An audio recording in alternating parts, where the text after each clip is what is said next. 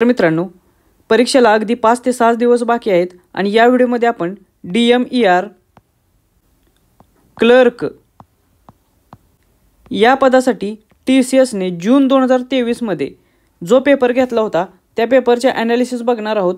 याच्यामधून आपल्याला current affair कोणत्या प्रकारचे विचारले जात आहे किंवा आता कमीत कमी वेळामध्ये करंट अफेअरची कशा प्रकारे रिव्हिजन करायची ते समजेल। त्याच्यानंतर GK GSचे ज्या टॉपिकवर प्रश्न विचारले जात आहेत किंवा कोणत्या प्रकारचे प्रश्न विचारले गेले होते ते समजेल आणि आता राहिलेल्या वेळामध्ये आपल्याला कशा प्रकारे याची तयारी करता येईल, रिव्हिजन करता येतील याचा देखील एक अंदाज येईल। आणि सगळ्यात महत्त्वाचं म्हणजे या व्हिडिओमध्ये आपण GKचे GSचे 15 टॉपिक असे बघणार आहोत की ज्याच्यावर कोणताही प्रश्न तुम्हाला परीक्षेमध्ये विचारला तर त्याचे उत्तर तुम्हाला देता आले पाहिजे। त्या टॉपिकची पूर्ण A to Z अशा प्रकारची माहिती आपण या व्हिडिओमध्ये घेणार आहोत। चला तर मग सुरू करूया। प्रश्न आहे, एप्रिल 2023 मध्ये महाराष्ट्रातील बारामती तालुक्यातील खालीलपैकी कोणत्या नदीत हजारो मृत मासे तरंगत असल्याचे आढळले होते। आता आपल्याला याच्या उत्तराशी काही देणं घेणं नाही, पण एक गोष्ट इथं तुमच्या लक्षात येईल, परीक्षा जूनमध्ये झालेली आणि आपल्याला प्रश्न विचारलेला आहे एप्रिल 2023चा, म्हणजेच परीक्षेच्या पाठीमागे 2 महिन्यापर्यंतचे करंट अफेअर खूप महत्त्वाचे आहेत। त्या दृष्टिकोनातून आपली तयारी असली पाहिजे हे लक्षात घ्या। त्याचबरोबर ही जी बातमी आहे महाराष्ट्रातील बारामती तालुक्यातील ही त्यावेळी न्यूजमध्ये होती आणि विशेषतः महाराष्ट्रातील असल्यामुळे याच्यावरती तुम्हाला TCSने प्रश्न विचारलेला आहे। त्यामुळे अशा प्रकारच्या महाराष्ट्रातील ज्या काही न्यूजमधल्या गोष्टी आहेत ज्याच्यावर थोडीशी कॉन्ट्रोवर्सी चालू आहे, ज्याच्यावरती प्रश्न विचारला जाऊ शकतो, अशा गोष्टींची रिव्हिजन करा, अशा गोष्टी शोधून ठेवा, याच्यावरती तुम्हाला प्रश्न विचारले जातील। त्यानंतरचा प्रश्न आहे, एप्रिल 2023 मध्ये केंद्रीय गृहमंत्री श्री अमित शहा यांनी कोणत्या भारतीय राज्याच्या सीमेवरील गावात व्हायब्रंट विलेज कार्यक्रम सुरू केला होता। आता हा देखील प्रश्न बघा एप्रिल 2023 मधलाच विचारलेला आहे, म्हणजे पुन्हा परीक्षेच्या अगोदर 2 महिन्यावरती तुम्हाला करंट अफेअर विचारलेला आहे। आणि याच्यामध्ये गव्हर्नमेंटचा कार्यक्रम व्हायब्रंट विलेज कार्यक्रम म्हणजे गव्हर्नमेंटने जे उपक्रम सुरू केलेला आहे त्याच्यावरती प्रश्न आहे। म्हणजे परीक्षेच्या दृष्टिकोनातून गव्हर्नमेंटचे जे काही उपक्रम आहेत ते खूप महत्त्वाचे आहेत।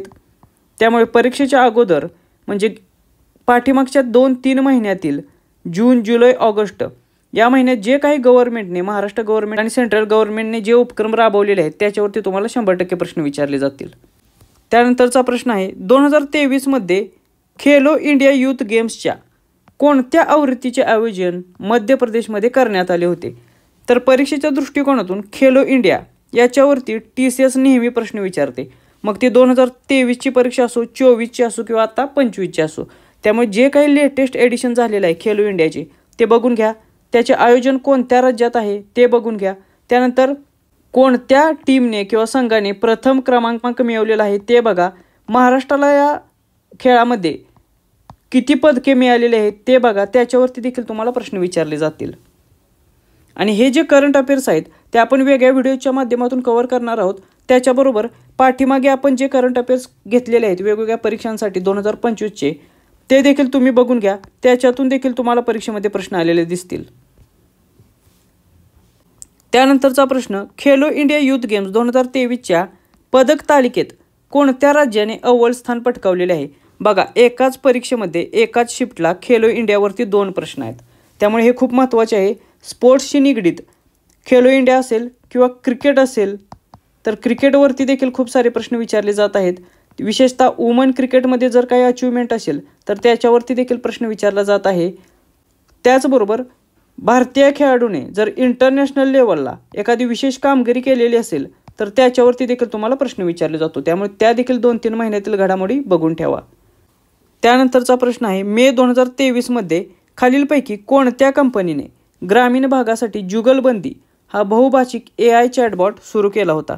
आता पुन्हा एकदा बघा, मे 2023 म्हणजे परीक्षेच्या आधी 1 महिन्यापूर्वीचा हा प्रश्न विचारलेला आहे।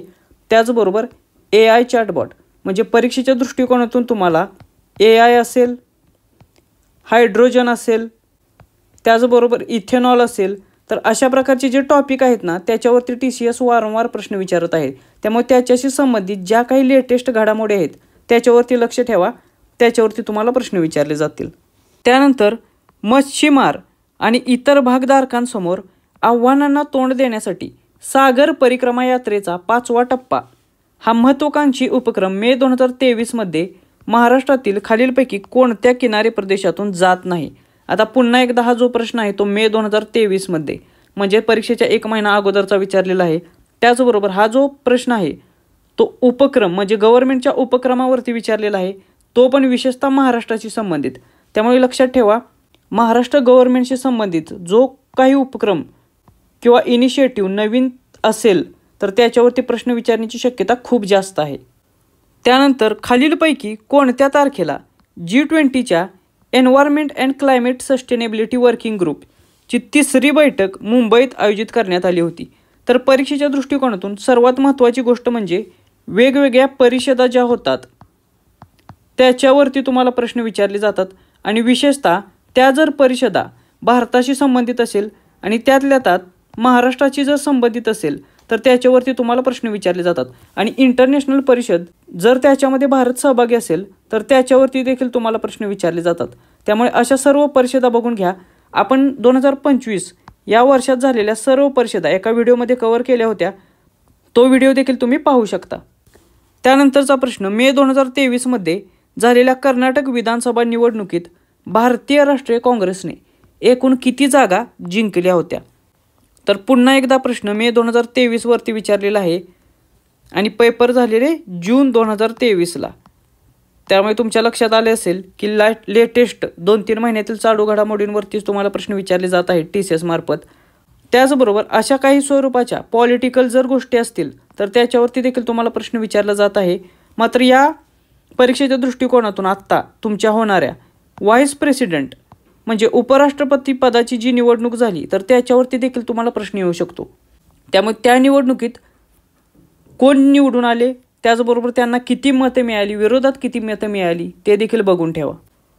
त्यानंतरचा प्रश्न आहे, भारतातील खालीलपैकी कोणत्या शहरात ॲपलने आपले पहिले अधिकृत स्टोअर उघडले होते? तर त्यावेळी मुंबईमध्ये ॲपलने अधिकृत स्टोअर उघडले होते. तर योगायोग बघा, ह्यावेळी त्यांनी पुणे येथे ॲपलचे स्टोअर उघडलेले आहे. त्यामुळे याच्यावरती देखील तुम्हाला प्रश्न विचारला जाऊ शकतो. त्यामुळे रँडम अशा स्वरूपाचे काही प्रश्न तुम्हाला पेपरमध्ये येऊ शकतात.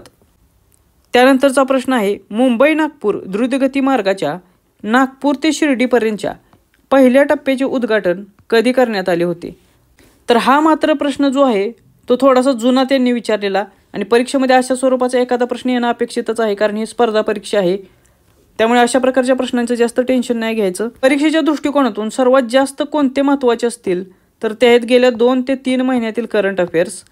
त्याच्यानंतर परीक्षेची संपूर्ण तयारी व्हावी म्हणून गेल्या 6 महिन्यातील करंट अफेअर्स म्हणजेच जानेवारीपासून 2025 पासूनचे करंट अफेअर तुम्ही तयारी करून ठेवू शकता. पण जास्तीत जास्त फोकस हा गेल्या 2 ते 3 महिन्यातील करंट अफेअर्सवरती द्या. त्याचबरोबर आपण जोपर्यंत परीक्षा होत नाही तोपर्यंत रोज चालू घडामोडींवरती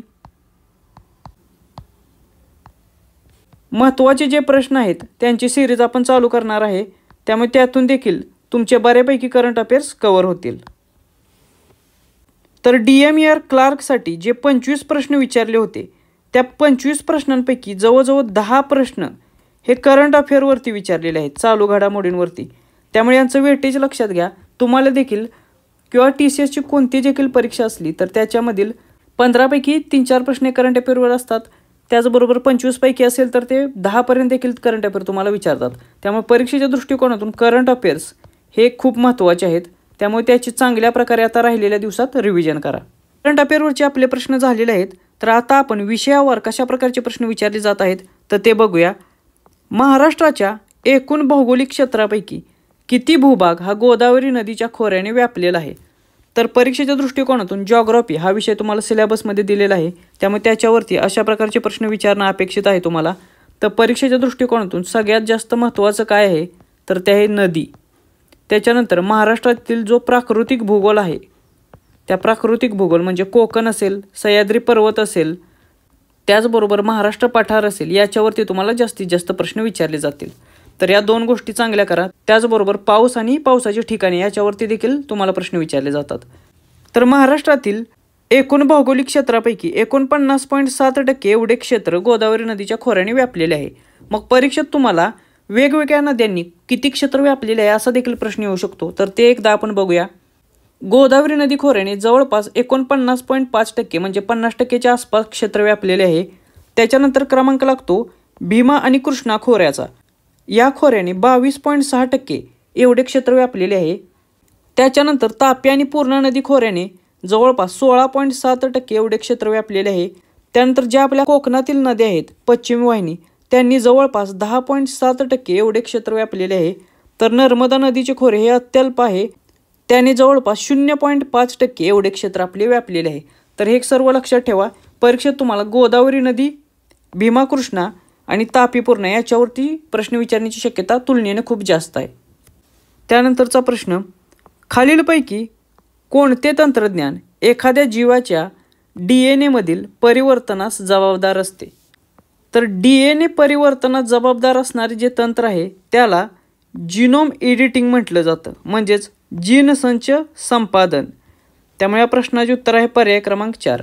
आता परीक्षेमध्ये सिलेबसमध्ये तुम्हाला सायन्स हा विषय दिलेला असल्यामुळे अशा प्रकारचे प्रश्न तुम्हाला पेपरमध्ये विचारले जातील. मात्र सायन्सचे प्रश्न हे बेसिक स्वरूपाचे असतील. TCSचे सायन्सच्या संदर्भात जर तुम्ही सर्व PYQ केले तरी तुमचे सर्व प्रश्न कव्हर होऊन जातील आणि शक्यतो स्टेट बोर्डच्या बाहेर तुमचा प्रश्न जात नाही. त्यानंतरचा प्रश्न, वाकाटक राजवंशातील पहिला विंध्य शक्तीचा उत्तराधिकारी कोण होता?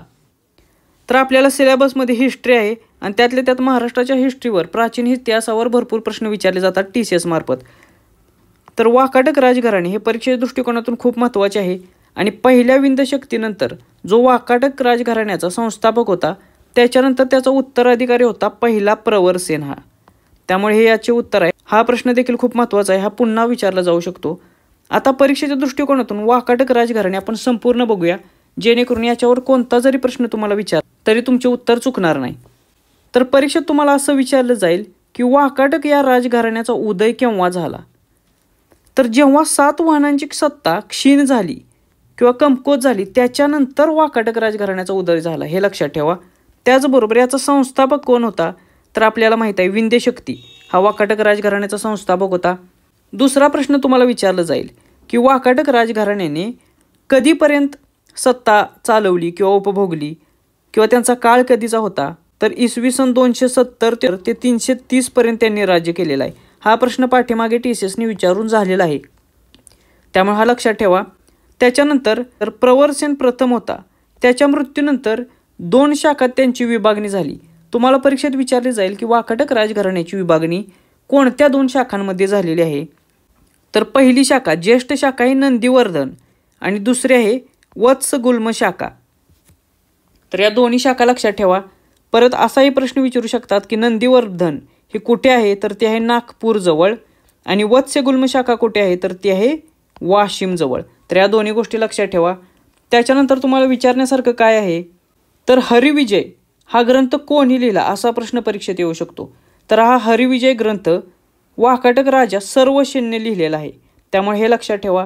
त्यानंतर सेतुबंध हा ग्रंथ कोणी लिहिला असा देखील प्रश्न येऊ शकतो. तर हा ग्रंथ प्रवरसेन द्वितीय या वाकाटक राजाने लिहिलेला आहे, त्यामुळे याच्यावरती देखील तुम्हाला प्रश्न येऊ शकतात आणि हा प्रश्न ऑलरेडी TCSने एकदा विचारलेला होता. त्याचबरोबर तलाठी भरती 2023 मध्ये हा प्रश्न तुम्हाला विचारलेला की कोल्हापूरचे वाकाटक काळातील नाव काय होते? तर ते होते कुंतल हे. त्यामुळे हे देखील इन्फॉर्मेशन लक्षात ठेवा. आता परीक्षेच्या दृष्टिकोनातून वाकाटक राजघराण्याशी संबंधित सर्व इन्फॉर्मेशन आपण कव्हर केलेली आहे. परीक्षेत शक्यतो प्रश्न याच्या बाहेर तुमचा जाणार नाही, त्यामुळे ही व्यवस्थित वाचा आणि लक्षात ठेवा. त्यानंतरचा प्रश्न आहे, संविधानाने अनेक मूलभूत अधिकारांची तरतूद केली आहे. न्यायपालिकेने अनुच्छेद टिंबटिंब आणि टिंबटिंब अंतर्गत आपल्या अधिकारांचा वापर करणे आणि अशा मूलभूत अधिकारांचे संरक्षण केले पाहिजे. तर हा प्रश्न भारतीय राज्यघटनेच्या अनुषंगाने विचारलेला आहे, ते देखील आपल्या सिलेबसमध्ये नमूद केलेला आहे. त्यामुळे अशा प्रकारचे प्रश्न तुम्हाला 100% पेपरमध्ये विचारले जातील. आता या प्रश्नात नेमकं काय विचारलेलं आहे की भारतीय राज्यघटनेने आपल्याला जे मूलभूत अधिकार दिलेले आहेत त्याच्या संरक्षणासाठी कोणत्या कलमांमध्ये तरतूद केलेली आहे? तर ती कलमे आहेत कलम 32 आणि कलम 13. त्यामुळे पर्याय क्रमांक 4 हे योग्य उत्तर आहे. कलम 32 काय सांगते तर घटनात्मक उपाययोजनांचा हक्क, म्हणजे आपले जे मूलभूत अधिकार आहेत त्यांचे जर हनन झाले तर त्यांना संरक्षण देण्यासाठी सर्वोच्च न्यायालय आणि उच्च न्यायालय हे प्राधिलेख काढू शकतात. तर त्याच्याशी संबंधित आपल्याला कलम 32 आहे. आणि कलम जे 13 आहे न्यायालयीन पुनर्विलोकन याशी संबंधित आहे. समजा एखादा गव्हर्नमेंटचा कायदा आहे आणि तो राज्यघटनेचे उल्लंघन करत असेल, राज्यघटनेतील तत्वांचे, तर तो शून्यवत करण्याचा अधिकार या कलम 13 अंतर्गत सुप्रीम कोर्टाला असतो. त्यामुळे ते देखील लक्षात असू द्या. आता आपण परीक्षेच्या दृष्टिकोनातून जे महत्त्वाचे मूलभूत हक्क आहेत की ज्याच्यावरती 100% प्रश्न विचारले जातात ते सर्व बघणार आहोत. परीक्षेत तुम्हाला याच्यावरती वारंवार प्रश्न विचारले जातात. त्यामुळे हे सर्व जी कलमे आपण आत्ता बघणार आहोत ती तुमची तोंडपाठ असणं आवश्यक आहे. जर ही तुम्ही मिस केली तर तुमचे मार्क्स कमी होणार आहे, ते लक्षात घ्या. तर मूलभूत हक्क ही कोणत्या भागामध्ये आहेत असा प्रश्न तुम्हाला विचारला जातो, तर ते आहेत भाग 3 मध्ये. ती कुठून कुठंपर्यंत आहेत, म्हणजे भाग 3 मध्ये काय काय आहे, तर कलम 12 पासून कलम 35 पर्यंत भाग 3 मध्ये आहेत, हे लक्षात ठेवा. आता आपण ती सर्व कलमे भाग 12 पासून 35 पर्यंत बघणार आहे आणि परीक्षेत याच्यावरतीच मॅक्झिमम प्रश्न विचारलेले आहेत. तुम्ही PYQ काढून बघा. तर कलम 12 काय सांगते, तर कलम 12 मध्ये राज्यसंस्थेची व्याख्या आहे. हा काय फार महत्त्वाचा नाही आहे. त्याच्यानंतर कलम 13 काय सांगते, तर न्यायिक पुनर्विलोकनाचे तत्व. मी मागाशीच सांगितल्याप्रमाणे एखादा कायदा जर राज्यघटनेचे उल्लंघन करत असेल तर तो शून्यवत करण्याचा अधिकार या कलम 13 नुसार आपल्याला मिळतो. त्यामुळे हे परीक्षा दृष्टिकोनातून खूप महत्त्वाचे आहे. त्यानंतर कलम 14 मध्ये कशाची तरतूद आहे, तर कायद्यापुढे समानता ह्या तत्वाची तरतूद कलम 14 मध्ये आहे. हे देखील परीक्षा दृष्टिकोनातून खूप महत्त्वाचे आहे. त्यानंतर कलम 15 कशाशी संबंधित आहे, तर भेदभावास मनाई, भेदभाव करण्यास मनाई करण्यात आलेली आहे कलम 15 नुसार. याच्यावरती देखील खूप वेळा प्रश्न विचारून झालेले आहेत. त्यानंतर कलम 16 कशाशी संबंधित आहे, तर सार्वजनिक रोजगारांसंबंधी समान संधी, म्हणजे राज्य सरकारला रोजगारांच्या बाबतीत भेदभाव करता येणार नाही, हे कलम 16 मध्ये सांगितलेलं आहे. त्यामुळे हे देखील महत्त्वाचं आहे. कलम 17 तर 1000 वेळा विचारून झालेलं आहे की अस्पृश्यता नष्ट करणे, त्यामुळे हे देखील तुमचं पाठ असणं आवश्यक आहे. त्यानंतर कलम 18 किताब नष्ट करणे, म्हणजे ज्या काही उपाध्या आहेत राजा महाराजा हे आता नष्ट करण्यात आलेले आहेत. त्यामुळे कलम 18 वर देखील तुम्हाला प्रश्न विचारला जाऊ शकतो. त्यानंतर कलम 19 हे सगळ्यात महत्त्वाचं आहे. याच्यावरती खूप वेळा प्रश्न विचारलेला आहे. कलम 19 मध्ये 6 प्रकारची स्वातंत्र्य आहेत.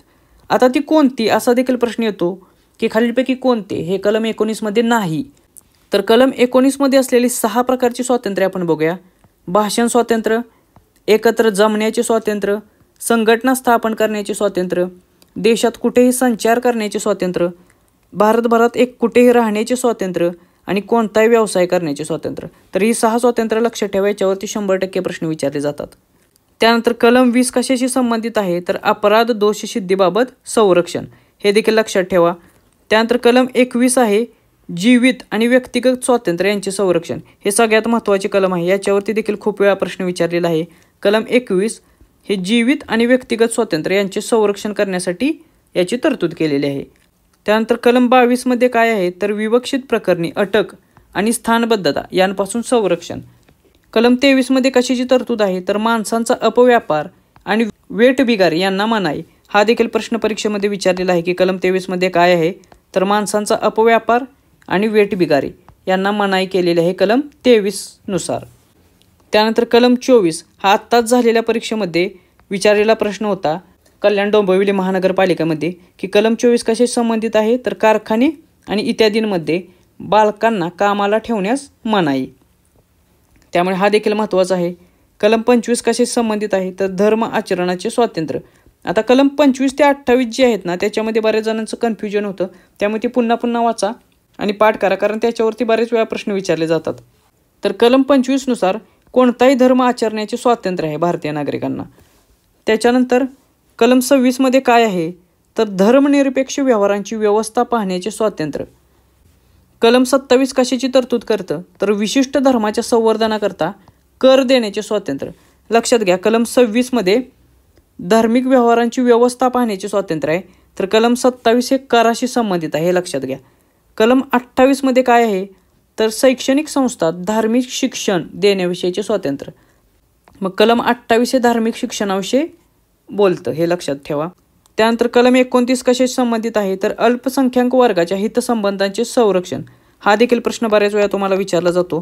कलम 29 कशाशी संबंधित आहे, तर ते अल्पसंख्याक वर्गांच्या हितसंबंधांचे संरक्षण करण्याशी संबंधित आहेत. त्यानंतर कलम 30मध्ये काय तरतूद आहे, तर अल्पसंख्याक वर्गांना शैक्षणिक संस्था स्थापन करण्याचे स्वातंत्र्य, याच्यावरती देखील खूप वेळा प्रश्न विचारला जातो की अल्पसंख्याक वर्गांना शैक्षणिक संस्था स्थापन करण्याचे स्वातंत्र्य कोणत्या कलमामध्ये दिलेले आहे, तर ते आहे कलम 30मध्ये. त्यानंतर कलम 31 हा रद्द करण्यात आलेला आहे. मात्र याच्यामध्ये काय होता असा प्रश्न विचारला जातो, तर याच्यामध्ये संपत्तीचा हक्क होता. आणि हे जे कलम आहे ते पूर्वी मूलभूत हक्कांमध्ये होते. संपत्तीचा हक्क पूर्वी मूलभूत हक्क होता, मात्र हा आता मूलभूत हक्क राहिलेला नाही. आणि त्यानंतर सगळ्यात महत्त्वाचे कलम म्हणजे कलम 32, ज्याला घटनात्मक उपाययोजनांचा हक्क असे देखील म्हटलं जातं. त्यामुळे हा देखील लक्षात ठेवा, याच्यावरती देखील तुम्हाला 100% प्रश्न विचारला जाईल. तर आत्ता जे आपण सर्व कलमे बघितली, जी परीक्षा दृष्टिकोनातून खूप महत्त्वाचे आहेत. मोस्टली जे प्रश्न तुम्हाला विचारले जातात ते मूलभूत हक्कांवरतीच विचारले जातात. त्यामुळे मूलभूत हक्क, मूलभूत कर्तव्य ही चांगली तयारी करून ठेवा. याच्या बाहेर तुमचे प्रश्न शक्यतो पॉलिटीचे जात नाहीत. त्यानंतरचा प्रश्न बघा, भारतीय राज्यघटनेत किती मूलभूत कर्तव्य आहे? आपण मागाशीच सांगितल्याप्रमाणे मूलभूत हक्क आणि मूलभूत कर्तव्य हे पॉलिटीच्या दृष्टिकोनातून खूप महत्त्वाचे आहेत. याच्यावरती खूप जास्त प्रश्न TCSने विचारलेले आहेत. तर एकूण भारतीय राज्यघटनेत 11 मूलभूत कर्तव्य आहेत. तर आता परीक्षेच्या दृष्टिकोनातून आपण मूलभूत कर्तव्यांविषयी माहिती घेऊया की जेणेकरून याच्यावरती कोणताही प्रश्न तुम्हाला विचारला तर तो तुमचा चुकणार नाही. तर सगळ्यात पहिली गोष्ट म्हणजे मूळ घटना जी होती त्याच्यामध्ये मूलभूत कर्तव्य नव्हती. ही जी मूलभूत कर्तव्य आहेत 11 ती नंतर ॲड झालेली आहेत भारतीय राज्यघटनेत. आता ती कशी, तर सरदार स्वर्णसिंह समिती नेमली गेली होती आणि या समितीने शिफारस केली आणि त्या शिफारसीनुसार ही जी मूलभूत कर्तव्य आहेत ती मग भारतीय राज्यघटनेत ॲड करण्यात आली. आणि ती ॲड करण्यासाठी 42वी घटनादुरुस्ती 1976 करण्यात आली होती. त्यामुळे परीक्षेत तुम्हाला प्रश्न विचारला जातो की मूलभूत कर्तव्य कोणत्या घटनादुरुस्तीने ॲड करण्यात आली, तर ती 42वी घटनादुरुस्ती 1976 नुसार ॲड करण्यात आली. असा प्रश्न येतो की या घटनादुरुस्तीने कोणता भाग ॲड करण्यात आला, तर भाग 4A हा भारतीय राज्यघटनेत ॲड करण्यात आला आणि याच्यामध्ये मूलभूत कर्तव्य टाकण्यात आली. आता भाग 4A मध्ये कोणते कलम टाकले, तर 51A हे कलम ॲड करण्यात आले. त्यामुळे 3 गोष्टी लक्षात घ्या. 42वी घटनादुरुस्ती 1976, भाग 4A ॲड केला, भाग 4A मध्ये 51A हे एक कलम ॲड केली आणि या एका कलमात एकूण 10 मूलभूत कर्तव्य सुरुवातीला ॲड करण्यात आली होती. म्हणजे 1976ला 10 मूलभूत कर्तव्य आपण ॲड केली आणि 11वी जे मूलभूत कर्तव्य आहे ते 86वी जी घटनादुरुस्ती झाली 2002 साली त्याच्यानुसार ॲड करण्यात आली. त्यामुळे ह्या 2 गोष्टी लक्षात ठेवा. परीक्षेमध्ये तुम्हाला प्रश्न येतो की 11वे मूलभूत कर्तव्य कोणत्या घटनादुरुस्तीने ॲड करण्यात आले, तर ते 86वी घटनादुरुस्ती 2002 नुसार ॲड करण्यात आली होती. त्याचबरोबर हा काय फार महत्त्वाचा नाही आहे तरी देखील तुम्हाला माहीत असावं म्हणून वर्मा समिती आहे 1999ची. ती का नेमलेली, तर मूलभूत कर्तव्यांची अंमलबजावणी योग्य होते की नाही त्याच्याशी संबंधित ही समिती नेमली होती. याच्यावर शक्यतो तुम्हाला प्रश्न येणार नाही तर देखील तुम्हाला माहीत असावं म्हणून हे दिलेलं आहे. तर ही जी इन्फॉर्मेशन आहे मूलभूत कर्तव्यांची ती खूप महत्त्वाची आहे. याच्यावरतीच बरेचसे प्रश्न तुमचे कव्हर होऊन जातात. महाराष्ट्रातील नागरिक हे कोणत्या मोबाईल ॲपचा वापर करून लोकसेवा हक्क कायदा 2015ची संपूर्ण माहिती मिळवू शकतात? आता अभ्यासक्रमामध्ये आपल्याला RTS आणि RTI कायदा हे 2 कायदे दिलेले आहेत. त्यामुळे तुम्हाला अशा प्रकारचा प्रश्न एका दुसरा परीक्षेमध्ये येऊ शकतो. तर RTS कायद्यासाठी जी मोबाईल ॲप आहे तिचं नाव आहे RTS महाराष्ट्र हे. त्याचबरोबर परीक्षेत तुम्हाला याचे वेब पोर्टल काय आहे असा देखील प्रश्न येऊ शकतो. तर त्या वेब पोर्टलचे नाव आहे आपले सरकार. तर हे वेब पोर्टल देखील लक्षात ठेवा, याच्यावरती तुम्हाला प्रश्न येऊ शकतो. तसेच या कायद्याशी संबंधित आपले व्हिडिओ देखील आहेत, ते देखील तुम्ही पाहू शकता. ते व्हिडिओ जर तुम्ही बघितले तर तुमचे संपूर्ण प्रश्न या कायद्यावरती तयार होऊन जातील. त्यानंतरचा प्रश्न, 2011च्या जनगणनेनुसार भारतातील एकूण लोकसंख्येच्या अंदाजे किती टक्के लोकसंख्या ही महाराष्ट्रात राहते? तर भारताच्या एकूण लोकसंख्येच्या 9.3% एवढी लोकसंख्या ही महाराष्ट्रात राहते. तर त्यावेळी TCS 2011च्या जनगणनेवर 2023 साली खूप प्रश्न विचारत होते. आता अलीकडे अशा प्रकारचे प्रश्न जास्त दिसत नाहीत, तरी काही सांगता येत नाही की पुन्हा अशाच प्रकारचे प्रश्न ते विचारू शकतात. त्यामुळे त्याची देखील आपण एक ओव्हरलुक करूया की लोकसंख्या 2011च्या लोकसंख्येनुसार जनगणनेनुसार कशा प्रकारची लोकसंख्या महाराष्ट्रात आणि देशाशी संबंधित होती. तर महाराष्ट्राची लोकसंख्या किती होती 11च्या जनगणनेनुसार, तर 11,23,74,333 हा आकडा देखील तुम्हाला परीक्षेमध्ये विचारलेला आहे, त्यामुळे तो लक्षात ठेवा. 11,23,74,333 एवढी लोकसंख्या 2011च्या जनगणनेनुसार महाराष्ट्राची होती. मग भारताच्या एकूण लोकसंख्येपैकी 9.23% इतकी लोकसंख्या महाराष्ट्रात होती आणि याच्यावरतीच आत्ता प्रश्न विचारलेला होता. त्यानंतर सर्वाधिक लोकसंख्या कोणत्या राज्याची होती, तर ती होती उत्तर प्रदेशची 19,98,00,000 जवळपास 20 कोटी एवढी. त्यानंतर सर्वात कमी लोकसंख्या कोणत्या राज्याची होती, तर ती होती सिक्कीमची 6,07,000 म्हणजे जवळपास 6 लाख एवढी. आता परीक्षेत तुम्हाला पुढे जाऊन असा प्रश्न येऊ शकतो की भारताच्या एकूण क्षेत्रफळाच्या टिंबटिंब टक्के इतके क्षेत्रफळ महाराष्ट्राचे आहे. तर भारताच्या 9.36% एवढे क्षेत्रफळ महाराष्ट्राचे आहे. त्यामुळे हे देखील लक्षात ठेवा. याच्यावरती देखील तुम्हाला 100% प्रश्न विचारला जाऊ शकतो भूगोलाच्या अँगलने. त्यानंतरचा प्रश्न बघूया. विद्युत क्षेत्राचे SI एकक कोणते आहे, तर सायन्सवर अशा स्वरूपाचे प्रश्न तुम्हाला खूप जास्त दिसतील की विविध एकके तुम्हाला विचारली जातील आणि मगाशी सांगितल्याप्रमाणे जी स्टेट बोर्ड्स आहेत आपली 10वीपर्यंतची त्याच्यावरतीच तुम्हाला प्रश्न विचारले जातात. फार काही अवघड प्रश्न सायन्सचे नसतात. तर विद्युत क्षेत्राचे SI एकक आहे न्यूटन पर कुलॉम हे. त्यामुळे हे लक्षात ठेवा. हा प्रश्न रिपीट होऊ शकतो. तर आता आपण परीक्षेच्या दृष्टिकोनातून ज्या काही विविध राशी आहेत त्या महत्त्वाच्या राशी आणि त्यांची एकके हे बघूया की जेणेकरून याच्यावरती तुम्हाला प्रश्न विचारला तर शक्यतो याच्या बाहेर तो परीक्षेतील प्रश्न जाणार नाही आहे. चला तर मग फोर्स किंवा बलाचे एकक काय आहे, तर ते आहे न्यूटन. हे देखील खूप महत्त्वाचे आहे. याच्यावरती प्रश्न पूर्वी येऊन गेलेला आहे. त्यानंतर एनर्जी म्हणजे ऊर्जेचे एकक काय आहे, तर ते आहे जूल. हा देखील प्रश्न TCSने विचारलेला आहे. त्यानंतर चाल किंवा स्पीडचे एकक काय आहे, तर ते आहे मीटर पर सेकंद. प्रेशरचे दाबाचे एकक काय आहे, तर ते आहे पास्कल. हा देखील प्रश्न परीक्षे दृष्टिकोनातून महत्त्वाचा आहे. हा ते तुम्हाला विचारू शकतात. त्यानंतर पॉवर म्हणजे शक्तीचे एकक काय आहे, तर ते आहे वॅट. हा देखील प्रश्न TCSने विचारलेला आहे. त्यानंतर मोमेंटम म्हणजे संवेगाचे एकक काय आहे, तर ते आहे किलोग्रॅम मीटर पर सेकंद. त्यामुळे हे लक्षात ठेवा. हे थोडेसे अवघड आहे, हे चुकू शकता तुम्ही. मोमेंटम किंवा संवेगाचे एकक काय आहे, तर ते आहे किलोग्रॅम मीटर पर सेकंद. त्यानंतर इलेक्ट्रिक चार्ज म्हणजे प्रभाराचे एकक काय आहे, तर आपल्याला माहीत आहे की प्रभाराचे एकक आहे कुलोम. हा देखील प्रश्न विचारलेला आहे. त्यानंतर इलेक्ट्रिक रेजिस्टन्स म्हणजे रोधाचे एकक काय आहे, तर ते आहे ओहम हे. त्यामुळे हे लक्षात ठेवा. ह्या ज्या काही महत्त्वाच्या राशी आहेत आणि त्यांची एकक आहेत याच्यावरती तुम्हाला प्रश्न विचारले जातील.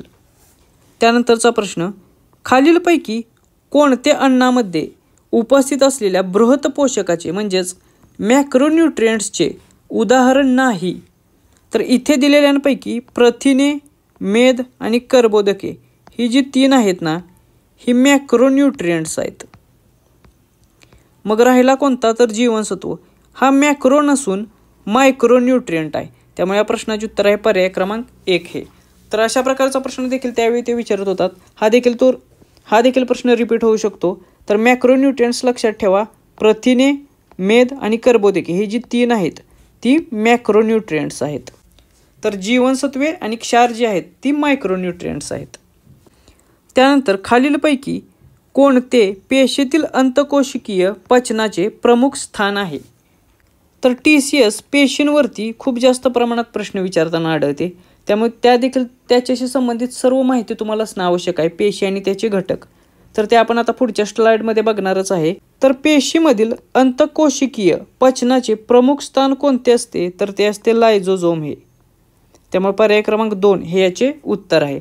आता आपण पेशीचे महत्त्वाचे भाग आणि त्यांचे उपयोग काय आहेत ते बघूया. म्हणजे पेशीशी संबंधित कोणता जरी प्रश्न तुम्हाला पेपरमध्ये विचारला तर त्याचे उत्तर तुम्हाला 100% देता येईल. तर पेशीचा सगळ्यात महत्त्वाचा भाग म्हणजे पेशी भित्तिका, ज्याला आपण इंग्लिशमध्ये सेल वॉल म्हणतो. आता ही जी पेशी भित्तिका आहे ती बहुतेक करून वनस्पती पेशीमध्येच आढळते. परीक्षेमध्ये तुम्हाला असा प्रश्न विचारला जाईल की वनस्पती पेशीतील पेशी भित्तिका टिंबटिंबापासून बनलेली असते, तर ती सेल्युलोजपासून बनलेली असते. तर हा एक PYQ आहे. याच्यावरती 100% तुम्हाला प्रश्न येऊ शकतो. ही जी पेशी भित्तिका आहे ती अजैविक असते, म्हणजे नॉन लिव्हिंग सबस्टन्स आहे. तर हे लक्षात ठेवा.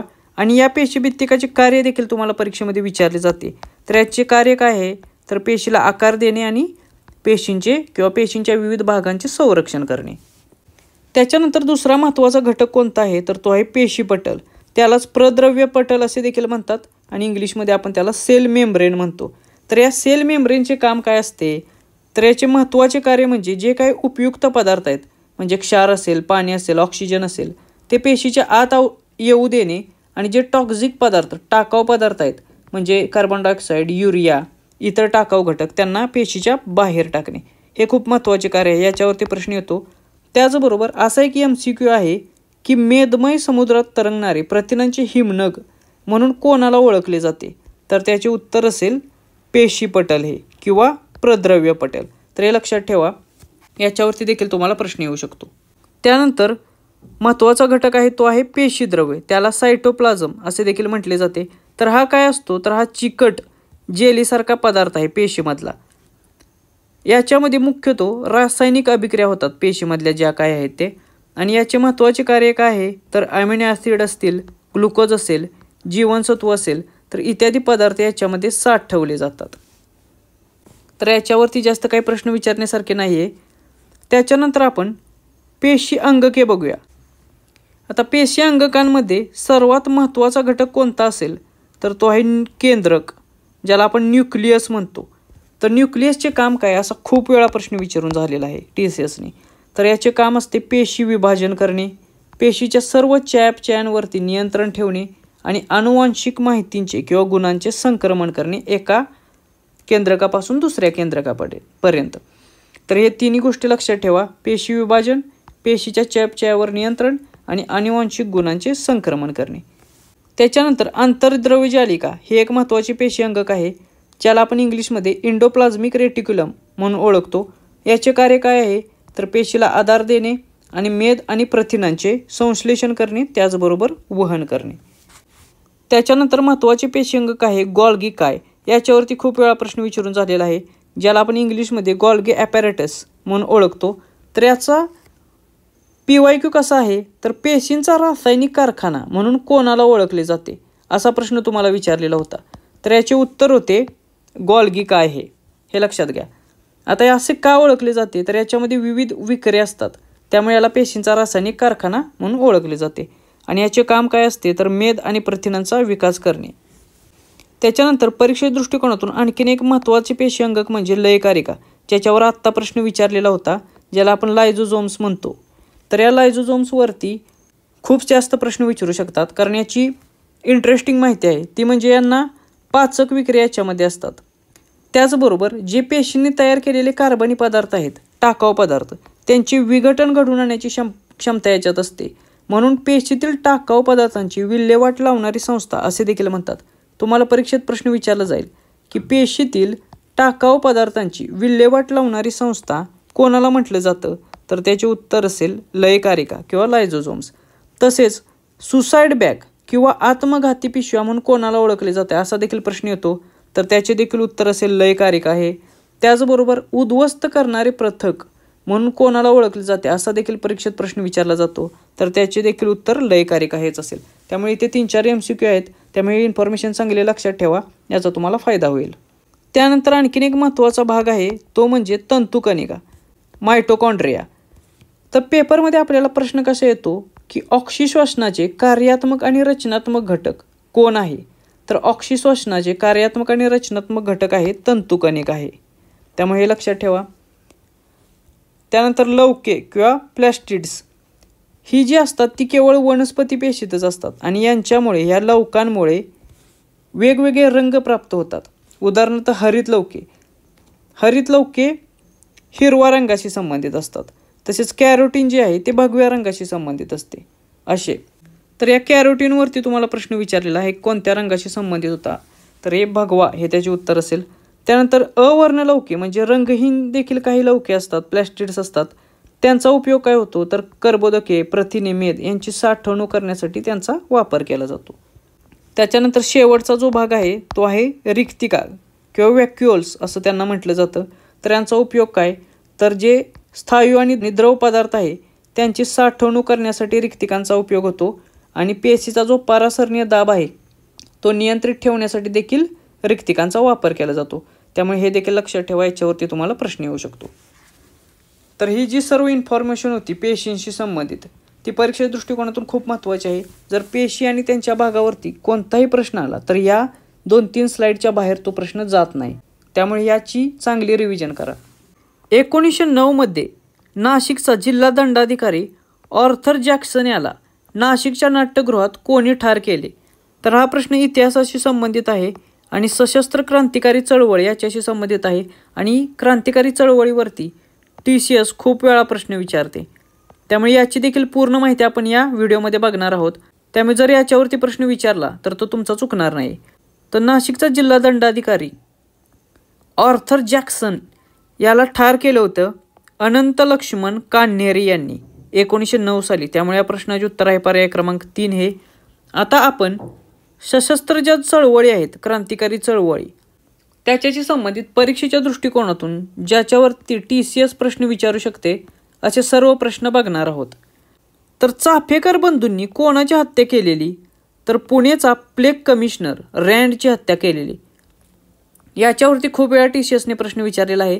त्याचबरोबर साल देखील लक्षात ठेवा 1897 या सालावरती देखील ते प्रश्न विचारू शकतात. त्यानंतर आत्ताच आपण पाहिलं 1909ला अनंत लक्ष्मण कान्हेरे यांनी नाशिकचा कलेक्टर जॅक्सनची हत्या केलेली. त्यानंतर परीक्षेच्या दृष्टिकोनातून अजून एक महत्त्वाचा 1909 सालीच घडलेली घटना ती म्हणजे मदनलाल धिंगरा यांनी कर्जन वायलीची हत्या केलेली. परीक्षेत तुम्हाला हा प्रश्न येतो की कर्जन वायलीची हत्या कोणी केलेली? तर मदनलाल धिंगरा यांनी केलेली. त्याच्यानंतर 1911 साली वांची अय्यर यांनी ॲश या ब्रिटिश अधिकाऱ्याची हत्या केलेली. त्यामुळे हे देखील लक्षात ठेवा वांची अय्यर ॲश या ब्रिटिश अधिकाऱ्याची हत्या. त्यानंतर 1928 साली भगतसिंग आणि राजगुरू यांनी सॉडर्स या ब्रिटिश अधिकाऱ्याची हत्या केलेली. त्यामुळे हे देखील लक्षात ठेवा याच्यावरती देखील तुम्हाला प्रश्न विचारला जाईल. आणि 1940 साली सरदार उधम सिंग यांनी मायकल ओडरवायर याची हत्या केलेली जालियनवाला बाग हत्याकांडाच्या संबंधित असल्यामुळे. त्यामुळे 1940 सरदार उधम सिंग यांनी मायकल ओडरवायरची हत्या हे लक्षात ठेवा. याच्यावरती देखील परीक्षेत तुम्हाला प्रश्न विचारला जाईल. तर ही काही महत्त्वाची इन्फॉर्मेशन आहे क्रांतिकारी चळवळी संबंधी याच्यावरती तुम्हाला प्रश्न विचारले जातील. त्यानंतरचा प्रश्न आहे लावा नृत्य हे भारतातील खालीलपैकी कोणत्या राज्यातील किंवा केंद्रशासित प्रदेशातील प्रसिद्ध लोकनृत्य आहे? तर हा प्रश्न इथे का विचारलेला आहे? तर सिलेबसमध्ये तुम्हाला कल्चर हा पॉईंट दिलेला आहे. त्यामुळे कल्चरवरती अशा प्रकारचे प्रश्न विचारणं अपेक्षित आहे. तर शक्यतो ते वेगवेगळे राज्यातील प्रसिद्ध लोकनृत्य आणि लोकसंगीत याच्यावरतीच प्रश्न विचारले जातात. तर ते आपण वेगवेगळी लोकनृत्य आणि लोकसंगीत आता या व्हिडिओमध्ये आपण कव्हर करणार आहे. तर लावा नृत्य हे जे लोकनृत्य आहे ते लक्षद्वीप या राज्यातील किंवा केंद्रशासित प्रदेशातील प्रसिद्ध लोकनृत्य आहे. त्यामुळे पर्याय क्रमांक 3 याचे उत्तर आहे. आता आपण परीक्षेच्या दृष्टिकोनातून काही महत्त्वाची राज्ये आणि त्यातील प्रसिद्ध अशी लोकनृत्य पाहणार आहोत की जी परीक्षेमध्ये विचारले जाऊ शकतात. तर महाराष्ट्रातील महत्त्वाची लोकनृत्य कोणती आहेत? तर लावणी आणि कोळी नृत्य याच्यावरती तुम्हाला प्रश्न 100 वेळा येऊन गेलेला असेल. त्यानंतर तमिळनाडू या राज्यातील महत्त्वाची लोकनृत्य कोणती आहेत? तर भरतनाट्यम आणि कुमी. हा कुमी लक्षात ठेवा, हा थोडासा अंडररेटेड आहे. हा जर विचारला तर लक्षात येणार नाही, पण हे तमिळनाडू या राज्याशी संबंधित आहे. त्यानंतर कथकली आणि कैलकोट्टीकळी ही नृत्य कोणत्या राज्याशी संबंधित आहेत? तर ते आहेत केरळ या राज्याशी संबंधित. त्याच्यानंतर कुचिपुडी हा कोणत्या राज्याशी संबंधित आहे? तर ही आहे आंध्र प्रदेश या राज्याशी संबंधित. त्यानंतर भांगडा आपल्याला माहीत आहे पंजाब राज्याशी संबंधित आहे. घुमर देखील आपल्याला माहीत आहे राजस्थान या राज्याशी संबंधित आहे. बिहूवरती प्रश्न विचारलेला आहे की कोणत्या राज्याशी संबंधित आहे? तर ते आसाम या राज्याशी संबंधित आहे. गरबा हा लोकनृत्याचा प्रकार कोणत्या राज्याशी संबंधित आहे? हे आपल्याला माहीत आहे गुजरात राज्याशी संबंधित आहे. त्यानंतर यक्षगानवरती देखील प्रश्न येऊन गेलेला आहे की यक्षगान हा प्रसिद्ध लोकनृत्य कोणत्या राज्याशी संबंधित आहे? तर तो कर्नाटक या राज्याशी संबंधित आहे. त्यानंतर लाहोवरती देखील प्रश्न विचारलेला की लाहो हा प्रसिद्ध लोकनृत्याचा प्रकार कोणत्या राज्याशी संबंधित आहे? तर तो आहे मेघालय या राज्याशी संबंधित. त्यानंतर कर्मा आणि चाकुरला ही जी नृत्य आहेत किंवा नृत्य प्रकार आहेत ते आहेत मध्य प्रदेश या राज्याशी संबंधित. तर रौफ याच्यावरती देखील प्रश्न आलेला की रौफ हा जम्मू काश्मीर या राज्याशी संबंधित असलेला लोकनृत्याचा प्रकार आहे. त्यामुळे हे देखील लक्षात ठेवा. तर परीक्षेच्या दृष्टिकोनातून देशभरातील जी राज्य आहेत ती आणि त्याच्यातील प्रसिद्ध लोकनृत्य याच्याशी संबंधित एक PDF आपल्या टेलिग्राम चॅनेलला अवेलेबल आहे, तर ती तुम्ही पाहू शकता. त्याच्यामध्ये सर्व यादी दिलेली आहे, ती एकदा नजरेखालून तुम्ही घाला, त्याचा तुम्हाला 100% परीक्षेसाठी फायदा होईल. त्यानंतरचा प्रश्न आहे, कोणत्याही बौद्ध वास्तुशिल्पाच्या चौरसाकृती तळाद्वारे कोणता घटक दर्शवलेला असतो? हा थोडासा किचकट प्रश्न होता, मात्र हा देखील आपण डिकोड करूया. तर या प्रश्नामध्ये आपल्याला विचारलेलं आहे, बौद्ध वास्तुशिल्पाच्या चौरसाकृती तळाद्वारे कोणता घटक दर्शवलेला असतो? तर इथे एक आपल्याला फिगर मिळालेली आहे. तर याच्यामध्ये दाखवलेलं आहे की बौद्ध वास्तुकलेचा जो चौरसाकृती तळ असतो तर याच्याद्वारे दर्शवलेला घटक आहे अर्थ. अर्थ म्हणजेच पृथ्वी. त्यामुळे या प्रश्नाचे उत्तर आहे पर्याय क्रमांक 3 हे. जर आता हा प्रश्न विचारलेलाच आहे तळाचा, तर बाकी देखील ते विचारू शकतात. त्यामुळे लक्षात घ्या, हा जो घुमट टाईप आहे त्याने वॉटर दर्शवलेला आहे. हा जो प्रकार आहे याने फायर दर्शवलेला आहे. हे अर्धा गोल जो आहे त्याने विंड म्हणजे वारा दर्शवलेला आहे.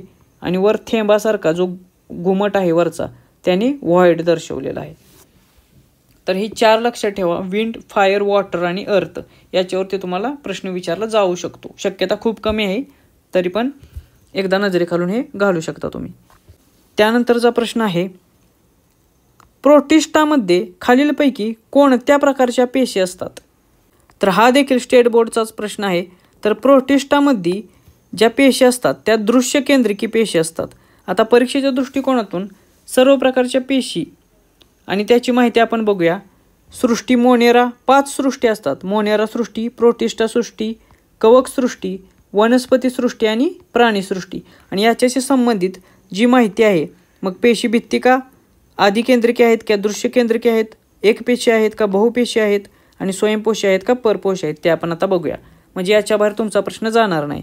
तर मोनेरा सृष्टीला पेशी भित्तिका असते, तसेच त्या आदिकेंद्रिके असतात, तसेच त्या एकपेशी असतात आणि त्या परपोषी देखील असू शकतात, स्वयंपोषी देखील असू शकतात. मग मोनेरा सृष्टीवर जर प्रश्न विचारायचा असला तर काय विचारतील? आता आपण जो प्रश्न पाहिला याच्यासारखा त्याच्यावरती प्रश्न येईल की मोनेरा सृष्टीमध्ये कोणत्या प्रकारच्या पेशी असतात? तर त्या असतात आदिकेंद्रिकी पेशी. त्याच्यानंतर प्रोटिस्टा आपण बघूया. याच्यामध्ये पेशी भित्तिका असते किंवा आणि नसते, पण काहीमध्ये असते काहीमध्ये नसते. आणि इथे आत्ता प्रश्न विचारलेला आपल्याला की याच्यामध्ये कोणत्या प्रकारच्या पेशी असतात? तर त्या असतात दृश्य केंद्रिकी पेशी. त्याचबरोबर या बहुतेक करून एकपेशीय सजीव असतात याच्यामध्ये. आणि त्याच्यानंतर या स्वयंपोषी देखील काही असतात आणि काही परपोषी देखील असतात. त्यानंतर आपण कवक सृष्टी बघूया. कवक सृष्टीमध्ये पेशी भित्तिका असते, या देखील दृश्य केंद्रिके असतात, याच्यावरती प्रश्न येऊ शकतो. त्यानंतर या एकपेशी असतात किंवा बहुपेशी देखील असतात आणि सर्वात महत्त्वाचं म्हणजे या परपोषी असतात. त्यामुळे इथे देखील प्रश्न येईल तुम्हाला, कवक सृष्टीमध्ये कोणत्या प्रकारच्या सजीव असतात? तर ते परपोषी असतात. त्यानंतर वनस्पती सृष्टीबद्दल आपण माहिती बघूया. वनस्पती सृष्टीमध्ये पेशी भित्तिका असते, याच्यावरती तुम्हाला प्रश्न येऊन गेलेला आहे. त्यानंतर या देखील दृश्य केंद्रिकी पेशी असतात. त्यानंतर सर्वात महत्त्वाचं म्हणजे हे बहुपेशीय प्राणी किंवा सजीव आहेत, हे लक्षात ठेवा, याच्यावरती प्रश्न येतो. आणि सगळ्यात जास्त महत्त्वाचं कोणतं असेल तर या स्वयंपोषी असतात. वनस्पती सृष्टीमध्ये स्वयंपोषी सजीव असतात, त्यामुळे हे लक्षात ठेवा. ही परीक्षेच्या दृष्टिकोनातून खूप महत्त्वाची सृष्टी आहे. आणि त्यानंतर सर्वात शेवटची प्राणीसृष्टी, याच्यामध्ये पेशी भित्तिका नसते, त्यामुळे हे याच्यावरती प्रश्न येऊ शकतो की नसलेला एकमेव आहे इथं. पेशी भित्तिका कोणात नसते तर प्राणीसृष्टीमध्ये नसते. त्याच्यानंतर हे देखील दृश्य केंद्रिके असतात, हे देखील बहुपेशी असतात आणि हे देखील परपोषी असतात. त्यामुळे ही सर्व इन्फॉर्मेशन लक्षात ठेवा. या 5 सृष्टीवरती परीक्षेत जर यांच्यावरती अशा प्रकारचा प्रश्न आला तर या डायग्रॅमच्या बाहेर तुमचा प्रश्न अजिबात जात नाही. त्यामुळे ही एकदा व्यवस्थित वाचून घ्या. त्यानंतरचा प्रश्न आहे, कुम्मीपाटू हा भारतातील खालीलपैकी कोणत्या राज्यातील लोकसंगीताचा प्रकार आहे? तर मी मगाशीच सांगितल्याप्रमाणे कल्चर हा टॉपिक सिलेबसमध्ये असल्यामुळे लोकनृत्य आणि लोकसंगीत याच्यावरती TCS खूप वेळा प्रश्न विचारते. त्याचबरोबर करंट अफेअर्सशी संबंधित 2025मध्ये जे काही महत्त्वाचे उत्सव झालेले आहेत त्याच्यावरती देखील तुम्हाला प्रश्न विचारले जातील. तर ते देखील मी माझ्या करंटच्या व्हिडिओजमध्ये कव्हर करण्याचा प्रयत्न करेल. तर कुम्मीपाटू हा जो लोकसंगीताचा प्रकार आहे तो तामिळनाडू या राज्यातील आहे, त्यामुळे पर्याय क्रमांक 3 याचे उत्तर आहे. आता आपण परीक्षेच्या दृष्टिकोनातून महत्त्वाचे लोकसंगीताचे प्रकार आणि त्यांची राज्ये हे बघूया, की जेणेकरून प्रश्न विचारला तर याच्या बाहेर तो तुमचा गेला नाही पाहिजे. तर महाराष्ट्रातील प्रसिद्ध लोकसंगीताचे प्रकार कोणते आहेत? तर ते आहेत लावणी, ओवी आणि पोवाडा. मांडो हा लोकसंगीताचा प्रकार कोणत्या राज्यातील आहे हा प्रश्न येऊन गेलेला आहे, तर तो आहे गोवा या राज्यातील. त्यानंतर रसिया गीत आणि होरी हा लोकसंगीत प्रकार आहे उत्तर प्रदेश राज्यातील. या रसिया गीतवरती देखील TCSने प्रश्न विचारलेला आहे. त्यानंतर भाका आणि छाकरी हे लोकसंगीताचे प्रकार कोणत्या राज्यातील आहेत? तर ते आहे जम्मू काश्मीर राज्यातील. त्यानंतर बाऊल आणि भाटियाली हा लोकसंगीताचा प्रकार कोणत्या राज्यातील आहे? तर तो आहे पश्चिम बंगाल या राज्यातील. या बाऊलवरती देखील TCSने प्रश्न विचारलेला होता. त्यानंतर अल्हा हा लोकसंगीताचा प्रकार मध्य प्रदेश या राज्यातील आहे. पानिहरी, मांड, तीज आणि लोतिया हे जे लोकसंगीताचे प्रकार आहेत ते राजस्थान या राज्यातील आहेत. पांडवनी याच्यावरती प्रश्न विचारलेला आहे. हा लोकसंगीताचा प्रकार छत्तीसगड या राज्यातील आहे. भूता हा जो प्रकार आहे तो केरळ या राज्यातील आहे. दशकाठिया हा लोकसंगीताचा प्रकार ओडिसा या राज्यातील आहे. या दशकाठ्यावरती प्रश्न TCSने विचारलेला होता, त्यामुळे हा देखील लक्षात ठेवा. त्यानंतर बुराखता हा जो लोकसंगीताचा प्रकार आहे तो आंध्र प्रदेश राज्यातील आहे. आणि कुम्मी पाटू जे आत्ताच आपण पाहिलं आणि विल्लू पाटू हे लोकसंगीताचे प्रकार हे तामिळनाडू राज्यातील आहे. तर ही जी काही महत्त्वाचे लोकसंगीताचे प्रकार आणि राज्य आहेत ती बघून ठेवा, याच्यावरती तुम्हाला प्रश्न विचारले जाईल. याची देखील PDF आपल्या टेलिग्राम चॅनेलवरती अवेलेबल आहे. तिथून तुम्ही हा डेटा सर्व कलेक्ट करू शकता किंवा तिथून वाचू शकता. तर अशा प्रकारे आपण DMER क्लार्क या पदासाठी जून 2023मध्ये TCSने जी एक्झाम घेतली होती ती पूर्णपणे डिकोड केलेली आहे. याचा तुम्हाला येणाऱ्या परीक्षेमध्ये 100% फायदा होईल. हे जे काही महत्त्वाचे आपण टॉपिक जवळपास 15 टॉपिक घेतलेले आहेत ते चांगल्या रीतीने तयार करा. त्याच्यावरती जर प्रश्न विचारला तर आपण जे घेतलेलं आहे त्याच्या बाहेर अजिबात प्रश्न तुमचा जाणार नाही. त्याचबरोबर आता खूप थोडे दिवस राहिलेले आहेत, त्यामुळे TCSचे GS GKची जी तयारी करत आहेत त्यांनी TCSचे जे काही PYQ आहेत पाठीमागचे झालेल्या परीक्षांमध्ये, तसेच आत्ता ज्या 2-3 परीक्षा झालेल्या आहेत, GMC असेल, कल्याण डोंबिवली महानगरपालिका असेल, नवी मुंबईची असेल, तर या परीक्षांमध्ये जे प्रश्न विचारलेले होते ते प्रश्न एकदा नजरेखालून घाला. त्याच प्रकारचे प्रश्न, तोच पॅटर्न शक्यतो फॉलो होतो, त्यामुळे त्याचा देखील तुम्हाला 100% फायदा होईल. त्याचबरोबर परीक्षा होईपर्यंत आपण करंटची देखील सिरीज चालू करत आहोत. आणि जर तुम्हाला कोणत्या अजून टॉपिकवरती किंवा सब्जेक्ट रिलेटेड जर माझ्याकडून व्हिडिओ बनवून हवा असेल तर तुम्ही कमेंट बॉक्समध्ये खाली सांगा, मी त्याच्यावरती देखील 100% व्हिडिओ बनवण्याचा प्रयत्न करेन. तर भेटूया नेक्स्ट व्हिडिओमध्ये. थँक्यू.